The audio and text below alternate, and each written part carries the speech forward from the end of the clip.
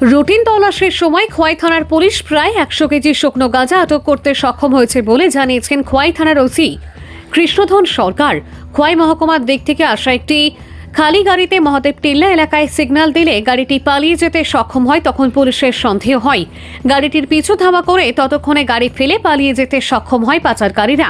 ভানুচন্দ্রের report, Assam prime network. আমাদের special vehicle checking যখন চলে, ভেহিকেল চেকিং চলা অবস্থায় এসআই ফ্রান্সিস সালাম অ্যান্ড এসআই মদন সরকার তারা যখন চেকিংয়ের সময় একটা গাড়িকে যখন সিগন্যাল দেয়, গাড়িটা তখন হাইওয়ের উপরে মহাদেব টেলাতে গাড়িটা সিগন্যাল না মেরে খুব স্পিডে ডুবার চাম্পাওয়ার ওটা রওনা দেয়। তখন গাড়িটাকে চেস করতে শুরু করে এবং গাড়িটাকে কী করে এখানে যে ভেটেনারির কাছে, চেয়ারম্যান ভেটেনারির কাছে তখন গাড়িটাকে পায়। ততক্ষণে গাড়ি ড্রাইভার গাড়ি ছেড়ে পালিয়ে যায়। গাড়িটার নাম্বার হচ্ছে TR01AP1907।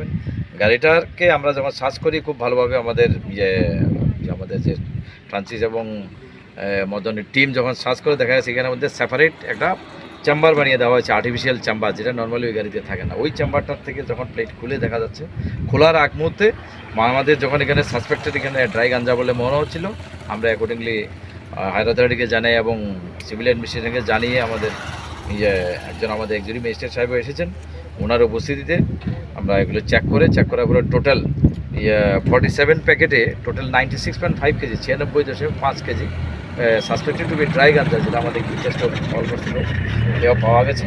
এই রিগার্ডে আমরা একটা NDPS অ্যাক্টের মামলা আমরা নেব এবং ইনভেস্টিগেশন স্টার্ট। বাজার মূল্য কীরকম? বাজার মূল্য না হচ্ছে 15 থেকে 20 লক্ষ টাকা হবে।